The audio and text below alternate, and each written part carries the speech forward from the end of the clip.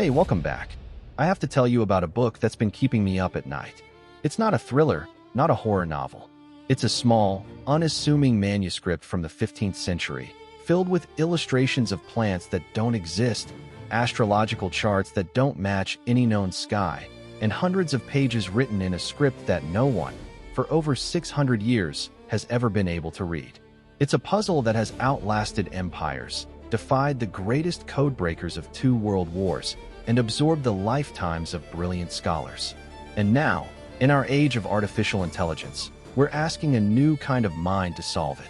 I'm Ibnul J. Farabi, and this is Hidden Histories, the Untold Files. Today, we're asking, has AI finally cracked the world's most mysterious book? So, what exactly is the Voynich Manuscript? Let's picture it.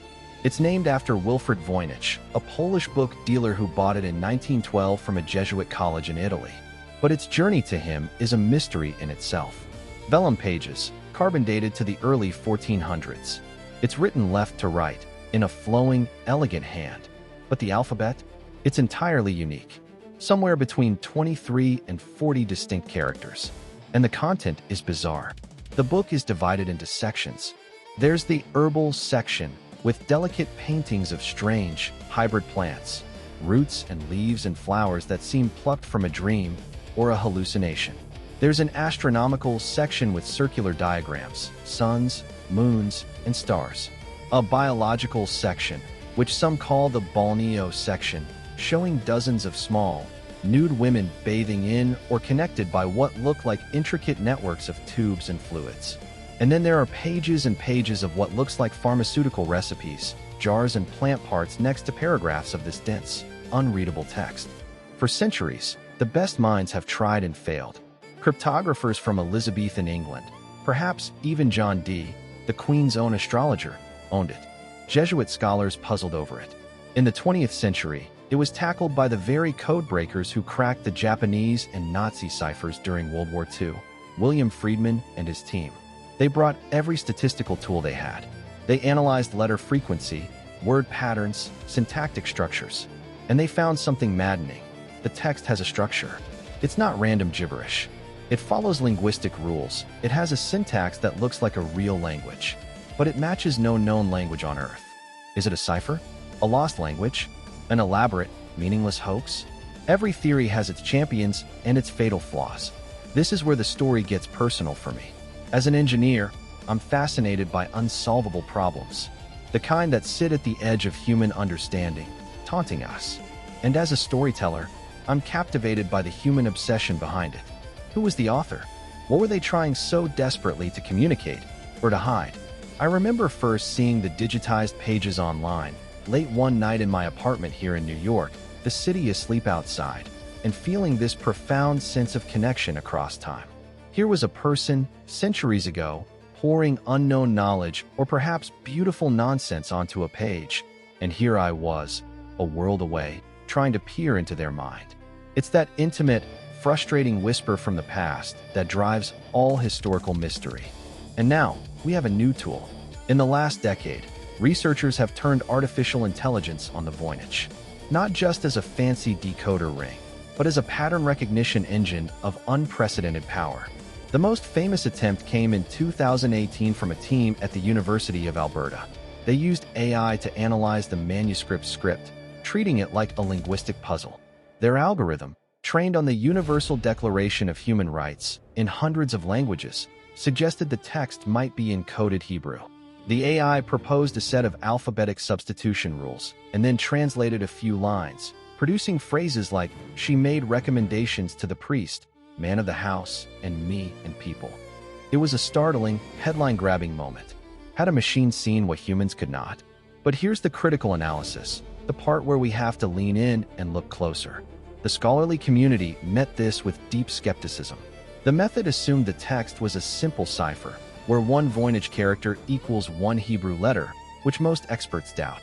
The translated sentences were grammatically shaky and semantically vague. They could be made to fit many patterns. It felt less like a definitive translation and more like a statistical hallucination, finding shapes in the clouds. Other AI approaches have suggested it could be encoded Arabic or a form of proto-Romance. The problem is, Each AI model, depending on how it's trained and what assumptions are baked in, can produce a different answer. It's like asking 10 brilliant but biased translators to interpret an unknown sound. You might get 10 compelling, yet completely different, stories. This leads me to a deeper reflection. We're in an age where we're tempted to believe AI holds objective answers, that it can cut through human bias and see pure truth. But the Voynich Manuscript is the ultimate test of that belief. The AI isn't thinking, it's correlating. It's finding patterns based on what we have already fed it, our languages, our scripts, our historical data. What if the Voynich is something truly outside that dataset? A personal, constructed language of a lone mystic? A forgotten natural philosophy from a culture that left no other record? Or, as some still argue, an incredibly sophisticated medieval forgery designed to fool a wealthy patron? The AI stumbles because it is, in a way, a mirror. It shows us the limits of our own imagination. We are asking it to translate a book from a universe of one. So, has AI cracked the Voynich Manuscript? Not yet, and perhaps not ever in the way we want. But what it has done is far more interesting, in my opinion. It has reframed the mystery. It has taken this ancient, physical object and plunged it into the heart of our modern conversation about knowledge, meaning, and intelligence itself. The Voynich is no longer just a relic for paleographers and historians.